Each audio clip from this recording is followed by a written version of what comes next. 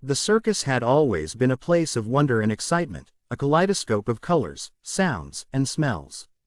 For many in the bustling city of Bombay, the arrival of the circus was the highlight of the year. Children tugged at their parents' sleeves, begging for tickets, while adults relished in the nostalgia of their youth, eager to share the experience with the next generation. The Bombay Circus, however, was different this year. Among the usual attractions of acrobats, lion tamers, and trapeze artists, there was a new act that had everyone talking: the smiling clown. The circus tent, a massive structure of red and white stripes, loomed large against the skyline. Inside, the air was thick with the scent of popcorn and cotton candy, mingling with the earthy aroma of sawdust and animal musk. The crowd buzzed with anticipation, eyes wide with excitement as they waited for the show to begin. Little did they know, they were about to witness something far more sinister than they could ever imagine. The lights dimmed, and a hush fell over the audience. The ringmaster, a tall man with a handlebar mustache and a red coat adorned with gold epaulettes, stepped into the spotlight. He tipped his hat and welcomed the crowd with a booming voice, his words echoing off the canvas walls. As he introduced the various acts, the crowd cheered and applauded, their excitement building with each passing moment. Finally, the ringmaster's voice took on a more ominous tone. "Ladies and gentlemen," he began, "prepare yourselves for an act unlike any other. A performer who will astound and amaze you, who will leave you breathless with wonder and perhaps fear. I present to you, the smiling clown." The spotlight shifted to a dark corner of the tent, where a figure slowly emerged from the shadows. The smiling clown was a tall, lanky man dressed in a tattered clown suit. His face was painted a ghostly white, with dark circles around his eyes and a permanent, exaggerated grin that stretched from ear to ear. The audience gasped as he made his way to the center of the ring, his movements slow and deliberate, almost mechanical. He carried with him a small, battered suitcase, which he placed gently on the ground before opening it with a creak. From within, he pulled out a series of props: a juggling ball, a deck of cards, and a string of brightly colored scarves. The crowd watched in rapt attention as he began his performance, his every move fluid and precise. At first, his act seemed harmless enough. He juggled the balls with ease, tossing them high into the air and catching them effortlessly. He performed card tricks that left the audience bewildered, pulling aces from thin air and making the deck disappear and reappear with a flick of his wrist. But there was something off about the smiling clown, something that made the hairs on the back of one's neck stand on end. As his act continued, the atmosphere in the tent grew increasingly tense. The smiling clown's grin never wavered, but his eyes seemed to darken, glinting with a malevolent gleam. His movements became more erratic, his tricks more dangerous. He pulled out a set of razor-sharp knives, juggling them with the same eerie precision, the blades flashing in the dim light. The audience watched in horrified fascination, unable to look away. Then, without warning, the smiling clown turned his gaze to the crowd, his eyes locking onto a young girl in the front row. She was no more than 8 years old, her eyes wide with a mix of fear and awe. The smiling clown's grin widened, and he beckoned her forward with a crooked finger. Her parents, sensing the danger, tried to hold her back, but it was as if she was in a trance, her feet moving of their own accord. As the girl stepped into the ring, the atmosphere shifted, a palpable sense of dread settling over the audience. The smiling clown knelt down, bringing himself to her eye level, his grin now mere inches from her face. He reached into his suitcase and pulled out a balloon, twisting it into the shape of a small dog with a series of rapid, practiced motions. He handed it to the girl, who took it with trembling hands. The audience let out a collective sigh of relief, thinking the worst was over.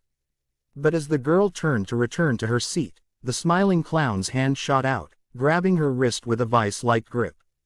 The girl screamed, and the crowd erupted into chaos, parents shielding their children, people scrambling for the exits. The lights in the tent flickered and went out, plunging the space into darkness. The sounds of panicked footsteps and frantic whispers filled the air. When the lights came back on, the smiling clown and the girl were gone. In their place was the suitcase, now closed and sitting ominously in the center of the ring.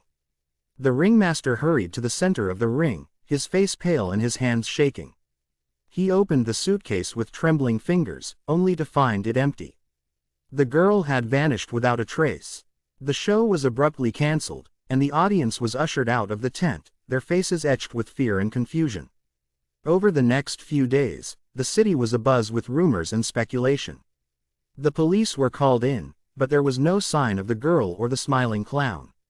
Her parents were inconsolable, their grief compounded by the lack of answers. The circus tent remained eerily quiet, the once vibrant atmosphere now replaced by a sense of foreboding. As the days turned into weeks, more children began to disappear. Each time, witnesses reported seeing a tall, lanky figure dressed as a clown, his face painted with that same ghastly grin. The city was gripped with fear, parents refusing to let their children out of their sight, schools and parks deserted as people stayed indoors, hoping to avoid the mysterious menace. One evening, a group of determined locals decided to take matters into their own hands. Armed with flashlights and makeshift weapons, they approached the deserted circus tent, their resolve steeled by the need to protect their community.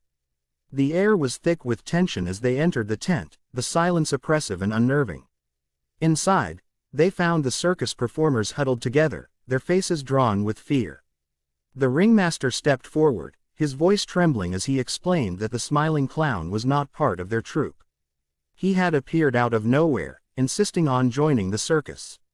At first, they had welcomed him, his skills undeniable and his act mesmerizing. But it soon became clear that there was something deeply wrong with him. The locals pressed the ringmaster for more information, desperate for any clue that might lead them to the missing children. He hesitated before revealing that the smiling clown had been seen entering a small, dilapidated trailer at the edge of the circus grounds. The trailer had once belonged to an old performer who had died years ago, and it had remained empty ever since. With renewed determination, the group made their way to the trailer. It stood in a secluded corner, its windows dark and its paint peeling. The air was thick with an oppressive sense of dread as they approached, their flashlights casting eerie shadows on the ground. One of the men stepped forward, raising his hand to knock on the door. Before he could make contact, the door creaked open, revealing the dimly lit interior. The group exchanged nervous glances before entering, their flashlights cutting through the gloom. The inside of the trailer was a chaotic jumble of old props and costumes, a testament to its former occupant's life. At the far end of the trailer, they found a trapdoor, partially hidden beneath a pile of tattered fabric. With a collective breath, they opened the trapdoor, revealing a dark staircase leading down into the earth. The descent was slow and treacherous, the wooden steps creaking under their weight. At the bottom, they found themselves in a narrow tunnel, the air damp and musty. Their flashlights flickered, casting eerie shadows on the walls as they made their way forward. The tunnel opened into a large, dimly lit chamber. In the center of the room was the smiling clown, his back turned to the group as he worked at a makeshift table. Around the room, the missing children were huddled together, their faces pale and their eyes wide with terror. The group moved forward, their makeshift weapons raised. The smiling clown turned to face them, his grin wider than ever. In his hand, he held a long, gleaming knife, its blade catching the light in a sinister glint. With a guttural growl, the men lunged at the smiling clown. The battle was fierce and chaotic, the room filled with the sounds of struggle and the clanging of metal. The smiling clown fought with an unnatural strength, his movements erratic and unpredictable. In the end, it was the combined effort of the group that brought him down. The smiling clown let out a final, chilling laugh as he fell to the ground, his body convulsing before going still. The knife clattered from his hand, and the room fell silent. The children were quickly gathered and escorted back to the surface, their faces a mix of relief and lingering fear. The group emerged from the trailer, the first light of dawn breaking on the horizon. The news of their victory spread quickly, the city breathing a collective sigh of relief as the children were reunited with their families. The circus packed up and left the city soon after, the performers eager to leave the horrors behind. The trailer was abandoned, left to rot in the corner of the grounds, a grim reminder of the terror that had unfolded. Life in Bombay slowly returned to normal, the memory of the smiling clown fading into the annals of local legend. But for those who had witnessed the horrors firsthand, the memory would never fade. The image of that ghastly grin, the feel of the damp air in the tunnel, the sound of that final, chilling laugh, all these things lingered in the shadows of their minds. And sometimes, late at night, when the city was quiet and the darkness pressed in close, they could almost swear they saw a tall, lanky figure moving through the streets, his face painted white and his lips stretched into that same, eerie grin.